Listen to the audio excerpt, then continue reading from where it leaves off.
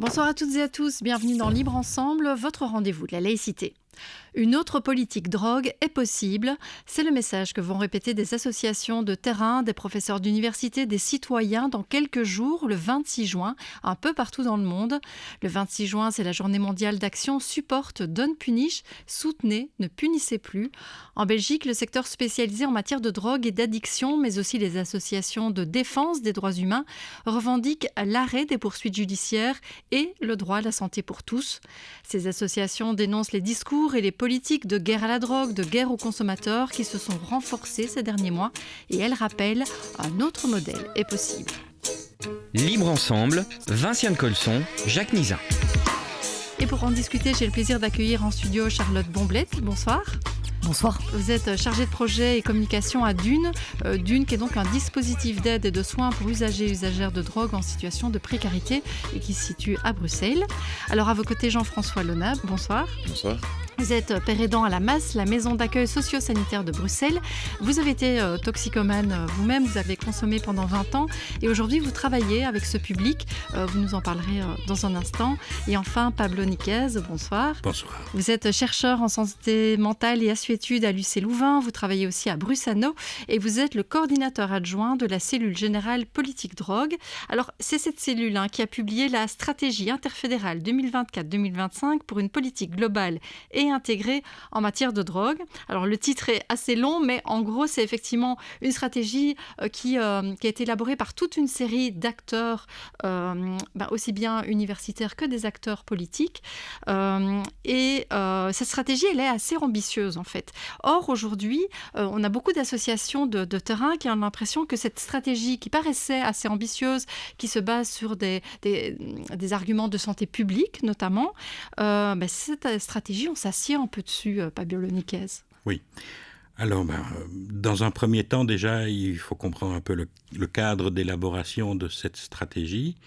La cellule générale de politique drogue, c'est un organe qui n'est pas très très connu, mais qui dépend de ce qu'on appelle la conférence interministérielle santé publique. Vous savez que la Belgique est un pays institutionnellement compliqué, donc il y a les compétences qui pourraient avoir quelque chose à dire en matière de politique de drogue se retrouvent à tous les niveaux de pouvoir, le fédéral, les régions, les communautés, et se retrouvent aussi dans plusieurs départements, la santé, la sécurité, l'intérieur, la justice, les douanes, le commerce. Si on met tout le monde ensemble, ça représente 26 départements différents. Donc la cellule a pour vocation de coordonner, dans la mesure du possible, ces différents acteurs. Et la stratégie émane donc d'un travail quand même de longue haleine, où on essaye de tenir compte des attentes, des sensibilités de tous ces départements politiques, mais aussi évidemment en y mettant de l'information académique, scientifique, de l'expérience des acteurs de terrain, de l'expérience, ce qu'on appelle le savoir expérientiel, donc des usagers, des pères aidants, etc. On essaye de tenir compte de tout ça. Ça donne un résultat qui, effectivement, moi je trouve que le résultat sur la table écrit est quand même un beau résultat parce que c'est beaucoup de choses qui sont souvent incompatibles ou contradictoires. Alors je ne dis pas que toutes les contradictions sont soulevées, mais on essaye de trouver des équilibres. Oui, avec effectivement, quand je disais une stratégie ambitieuse, le premier point déjà de cette stratégie, c'est promouvoir et protéger la santé et le bien-être. Ça veut dire que quand même la santé, la question de la santé publique arrive en premier, par exemple. Oui, donc il faut se souvenir que c'est officiellement la position des autorités belges depuis la note précédente qui encadrait les politiques en matière de drogue, qui date de 2001, donc qui a 25 ans. Il y avait il y avait eu un document en 2010 qui était une mise à jour du document de 2001, mais qui n'avait pas fondamentalement changé les choses. Mais les autorités belges admettent et reconnaissent que c'est avant tout une problématique de santé publique et considère que la répression, par exemple, doit être le dernier outil à utiliser pour gérer les politiques en matière de drogue. Mais alors, du coup, qu'est-ce qui peut expliquer que ces derniers mois, on a en fait ce volet répressif, on va en parler, on va le détailler un peu, mais ce volet répressif, on a l'impression quand même qu'il a pris beaucoup plus de place. Comment on peut l'expliquer par rapport, par exemple, à cette stratégie qui ne le mettait pas en premier, quoi ? Oui. Alors, comment on peut l'expliquer? La question peut être prise on peut la comprendre de différentes manières. Disons que de manière principale, la stratégie interfédérale en matière de drogue n'est pas un document contraignant. Donc il a beau émaner d'un consensus ou d'un compromis entre différents types d'acteurs, il n'est pas contraignant, il donne des lignes directrices et puis après les différents départements concernés continuent d'avoir toute leur autonomie pour prendre des décisions. L'autre élément qui vient expliquer cela, c'est qu'il y a eu dans les derniers temps des actes de violence importants. Sans doute que nous trouvons dans un contexte électoral, donc les acteurs politiques ont quand même envie de montrer à la population qu'ils font quelque chose. Mettre en place des actions répressives, c'est plus visible et plus immédiat que de mettre en place des stratégies de long terme. Donc je suppose que c'est ça qui explique que ces actions aient été prises, mais surtout, puisque la stratégie n'est pas contraignante, les acteurs ont la possibilité de prendre des décisions qu'ils souhaitent et on peut juste constater ce décalage que je constate aussi, mais qui est un fait. Ouais. Charlotte Bonblette, c'est vrai qu'on a entendu beaucoup d'hommes, de femmes politiques parler ces derniers mois de guerre à la drogue, mais surtout de guerre aux consommateurs. On a évoqué des sanctions beaucoup plus fortes pour les consommateurs de drogue. Est-ce que vous avez le sentiment, vous, que l'on se trompe de cible ? Mais peut-être, d'abord, je voudrais saluer l'effort qui a été mené à travers cette stratégie interfédérale et qui consiste notamment à faire du problème de la consommation de drogue un problème de santé publique. Et donc, de poser toute une série de priorités, notamment en termes de prévention, de réduction des risques et de santé liés aux usages de drogue. Donc ça, c'est la première chose. Pour répondre à votre question, ensuite, effectivement, ce qu'on constate, nous, sur le terrain, mais c'est un décalage évident entre cette réflexion ici menée au niveau fédéral et salutaire, et puis toute une série de dispositifs qui sont pris tant, pour parler de la région bruxelloise, tant au niveau de la région qu'à l'échelle plus locale, toute une série de dispositifs qui visent à éteindre à la fois un problème de consommation, parce que ça, on peut nous le confirmer. On a des consommations qui augmentent et à tous les niveaux de la société, dans tous les milieux. Et puis, on a un problème, mais qui a commencé à Anvers et qui est maintenant présent dans les rues de Bruxelles. On a un problème lié à la montée du narcotrafic, aux violences que ce trafic génère. Et donc, on fait face vraiment à une situation d'urgence très, très, très importante, à la fois au niveau de la sécurité des personnes et à la fois au niveau de la santé de toutes les personnes de plus en plus nombreuses qui consomment des produits psychoactifs. Et donc, ce à quoi on assiste depuis un temps certain, effectivement, c'est la multiplication de mesures répressives qui non seulement n'ont aucune efficacité, mais on le voit ni sur la montée du narcotrafic, ni sur la montée des consommations. Donc, des dispositifs qui sont non seulement inefficaces, mais que nous jugeons aussi acteurs risques de terrain, mais délétères. Et on constate que la situation ne cesse de s'aggraver, malgré tout ce qui est mis en place. Par exemple, il y a eu la politique des hotspots à Bruxelles. Donc, c'est vrai que face à la violence, au trafic de drogue, la région bruxelloise a créé 15 zones de déploiement prioritaire, donc qu'ils appellent hotspots, avec plus de policiers. Et notamment, par exemple, la possibilité de saisir le matériel qui facilite l'usage de drogue. Et là, on a l'impression que c'est un peu le serpent qui se mord la queue, parce que dans la politique de réduction des risques, on distribue du matériel stérile, on considère que c'est un outil de santé publique, et puis après, on va retirer ce matériel, la police peut le retirer, quoi. Donc, c'est-à-dire que la stratégie que vous citez, qui l'approche par la réduction des risques liés à l'usage de drogue, c'est une stratégie qui a gagné, et mon collègue M. Niquès pourrait le confirmer, qui a gagné de par le monde une vraie légitimité. Mais parmi les fondamentaux de ces stratégies-là, vous l'avez cité, il y a ce dispositif de distribution de matériel stérile de consommation.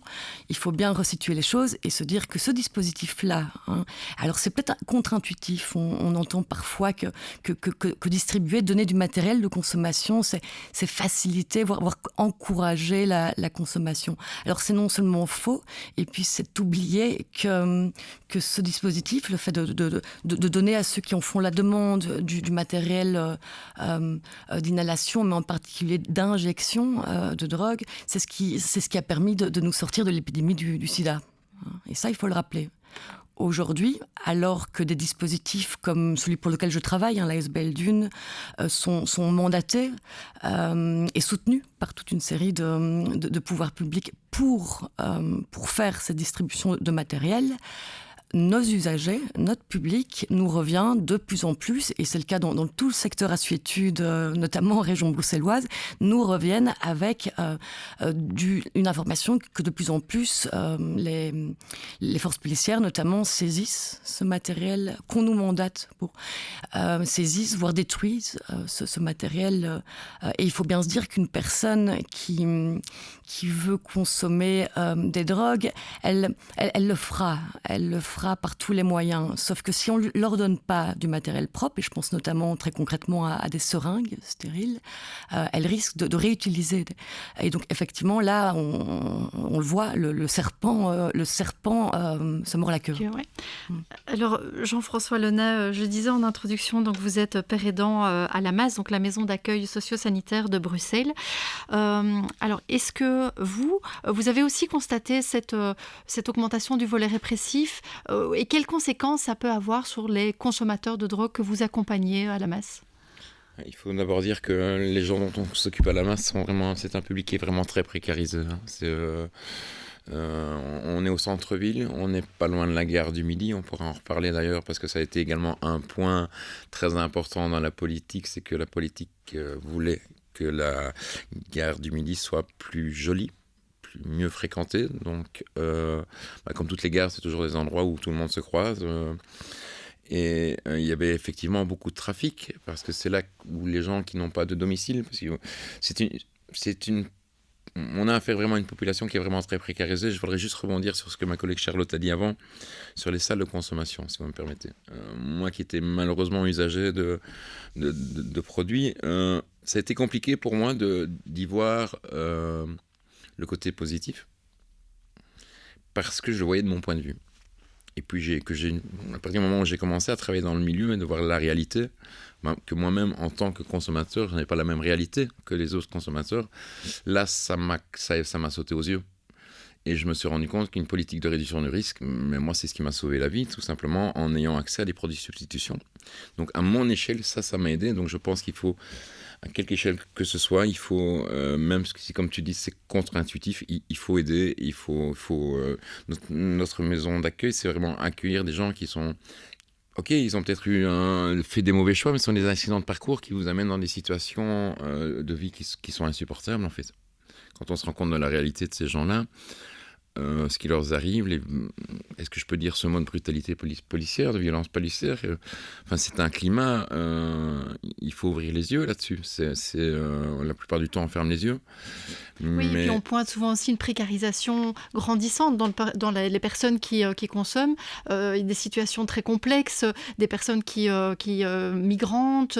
On est face à toute une série de personnes qui ont vraiment des grosses difficultés, qui Absolument. consomment pour des raisons totalement différentes, mais où on s'attaque peu finalement aux causes et plus à la forme que ça prend, quoi. Absolument, c'est pour ça que notre maison d'accueil, le but c'est vraiment d'accueillir, d'avoir un endroit où cette population qui n'est finalement accueillie nulle part peut venir se poser sans trop poser de questions, avec la possibilité, s'ils le veulent, d'être suivis médicalement, socialement, etc. Mais les chiffres nous montrent que malheureusement c'est très compliqué de maintenir cette population-là à flot, parce qu'ils font face à des conditions de vie très très précaires. Et donc effectivement, lorsque nous on les aide à s'assurer d'avoir une consommation plus ou moins propre, et que derrière le judiciaire leur enlève, oui, c'est très contre-productif.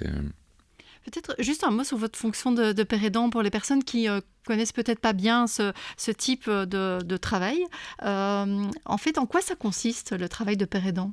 En quoi est-ce que c'est une particularité par rapport à d'autres personnes qui travaillent à MAS, par exemple ? Alors, la paire aidant, c'est aider ses pairs, PAIR. Donc, le meilleur principe, ce sont les fraternités anonymes qui s'occupent des dépendances à l'alcool ou aux narcotiques.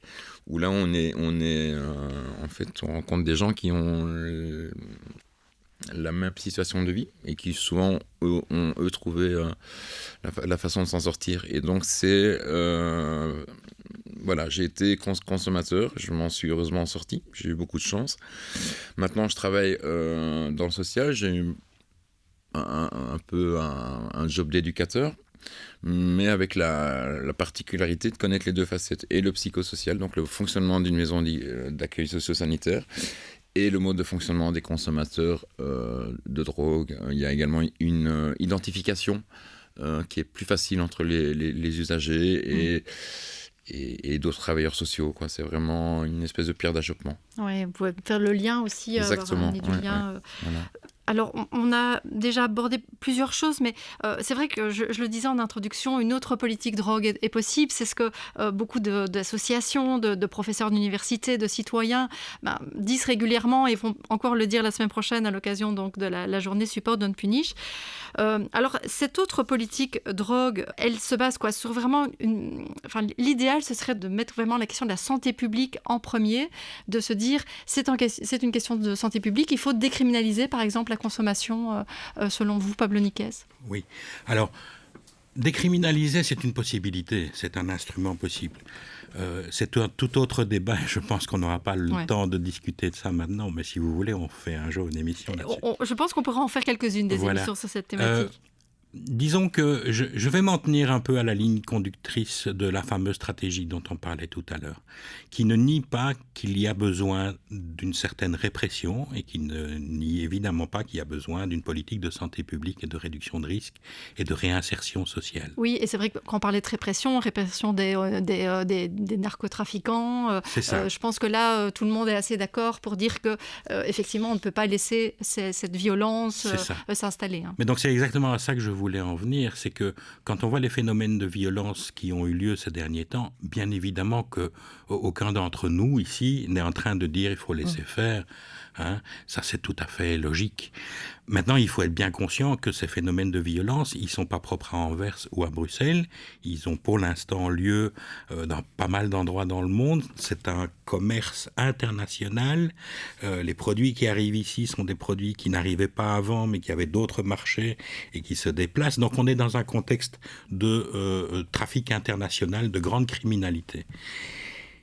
L'autre volet, c'est que les personnes qui sont des consommateurs, en tout cas ceux qui sont des consommateurs problématiques, et les produits dont on parle, quand même, on a une grande partie de consommateurs problématiques, ce sont des personnes qui ont des difficultés de vie, ce sont des personnes qui ont des problèmes de santé physique, de santé mentale, d'insertion sociale, de décrochage par rapport à leur culture d'origine.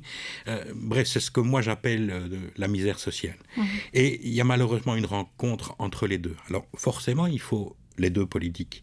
Il faut une politique de répression à l'encontre de la grande criminalité et il faut une politique de réinsertion sociale, d'accompagnement, de santé publique par rapport aux personnes qui sont les consommateurs. Là où on commet une grosse erreur, c'est de considérer qu'il y a une forme de continuité entre les deux.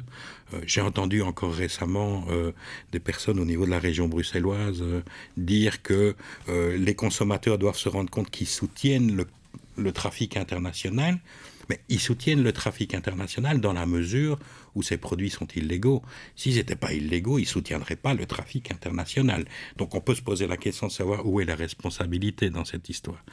Et donc une autre politique est possible, oui, au sens où, je dirais de manière résumée, parce que je sais qu'on n'a pas beaucoup de temps, s'il y avait moins de précarité sociale, s'il y avait moins d'isolement, d'isolement, de solitude, s'il y avait moins de décrochage culturel et sans doute moins de stigmatisation, de discrimination, je ne dis pas qu'il y aurait moins de consommation de drogue, mais il y aurait moins de problèmes avec la consommation de drogue.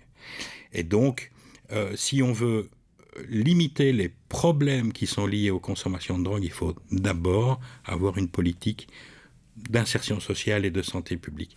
Ça n'empêche qu'on peut, pendant ce temps-là, lutter contre la grande criminalité, mais notre arsenal juridique et nos forces de l'ordre sont armées pour faire face à cette grande criminalité qui n'a rien à voir avec les usagers par ailleurs. Oui, c'est vrai qu'on parlait tout à l'heure de la gare du Midi. On a quand même l'impression que quand on s'attaque à des consommateurs, c'est toujours quand même aux plus fragiles, aux plus précarisés, hein. Oui, d'ailleurs, Monsieur Niquez m'enlève beaucoup de mots de la bouche.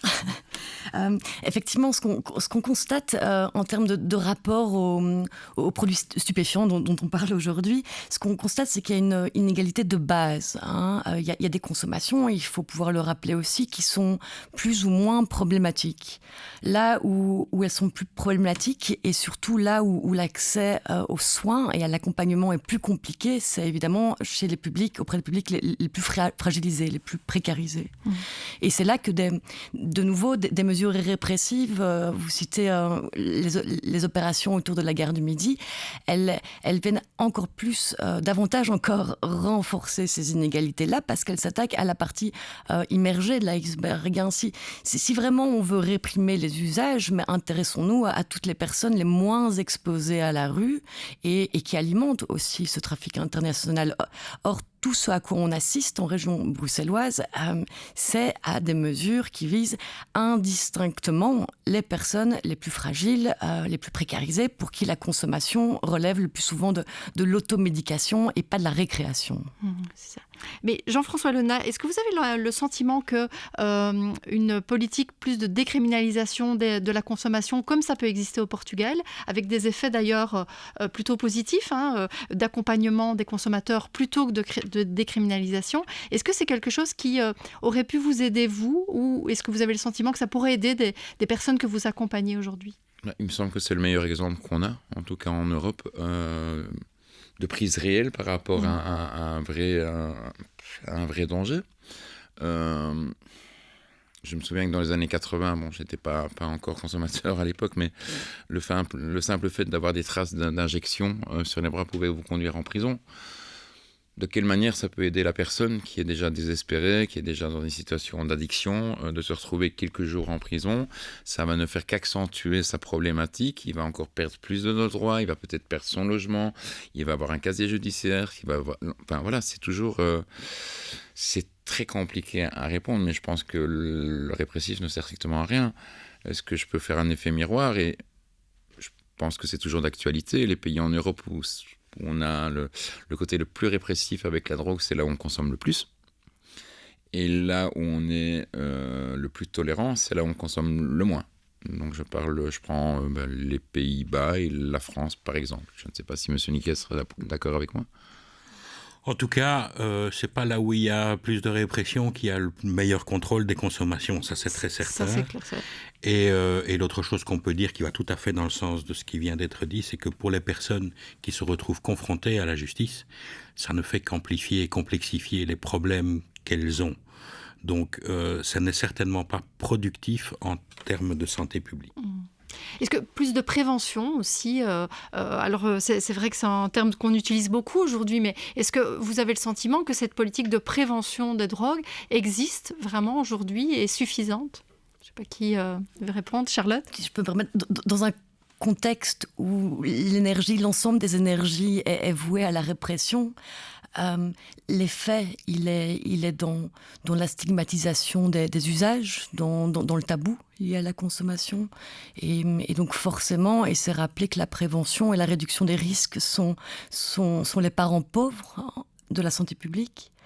Nous, on milite, c'est le cas de notre fédération, la FEDA, pour que cette prévention se fasse très tôt, et pourquoi pas dans un cadre scolaire, au même titre que les VRAS. Donc clairement, les efforts sont pour le moment pas du tout orientés vers la prévention comme on le souhaite. Tout à l'heure, Jean-François Lenain parlait des salles de consommation à moindre risque, en disant qu'effectivement, vous disiez, en fait, vous avez un peu changé votre positionnement, en disant au départ, peut-être que vous aviez l'impression que ça allait inciter à la consommation, mais qu'au final, en fait, dans le public que vous accompagnez, c'est plutôt le contraire, et ça évite aussi des scènes de consommation à ciel ouvert. Vous qui, Pablo Niclès, vous faites des recherches aussi sur les salles de consommation à moindre risque, vous observez ce qui se passe à Liège notamment. Est-ce que pour vous, là, on est dans quelque chose qui est un bon outil aujourd'hui? Parce qu'on entend que ces salles de consommation à moindre risque, on veut en installer à Bruxelles, mais c'est fort critiqué. Hein. Il y a des voix qui s'élèvent aussi contre ces salles de consommation. Oui. C'est aussi une question un peu complexe. Alors oui, je coordonne une étude qui évalue... il y a 2 salles en Belgique. Hein. Il y a une salle qui est installée à Liège, il y en a une autre ici à Bruxelles. C'est vrai qu'il y a des projets d'en ouvrir d'autres dans la partie francophone du pays. C'est une question complexe parce que, oui, ça fait plus de 40 ans que ces salles existent de par le monde, donc on a beaucoup de recul, on a beaucoup d'études, et on sait que c'est efficace en termes de renforcement, en termes de réduction de risque, en termes de renforcement des capacités des personnes à reprendre pied dans leur vie, et aussi en parallèle en termes de renforcement de la sécurité publique, ce qui est quand même pas négligeable. Souvent on oppose ces deux objectifs, et là on a un dispositif qui renforce les deux en même temps. Maintenant, là où il faut bien comprendre, parce que je peux comprendre que pour le public peu informé, ça peut sembler un peu effrayant, il ne faut pas prendre cet outil-là comme l'outil miraculeux qui va résoudre tous les problèmes. C'est un outil très spécifique pour un public très spécifique, le public des personnes qui est à la rue et qui n'a pas d'autre endroit pour aller consommer que de se retrouver sur la voie publique. Donc c'est un public complexe avec de gros besoins, mais en même temps, ce n'est pas le public le plus nombreux. Donc, c'est un outil extrêmement intéressant. Et qui ne peut pas être seul. Mais oui, qui c'est un outil parmi d'autres. Qui n'a de sens que s'il est inséré dans un continuum d'autres choses. Alors, je reviens à ce qui a été dit en termes de prévention tout à l'heure. Certainement que c'est pas suffisamment soutenu. Mais je voulais aussi signaler que, comme je disais tout à l'heure, quand il y a des problématiques, souvent, c'est pas juste une problématique liée à des consommations de produits. Il y a d'autres problèmes de vie qui sont là avec ça.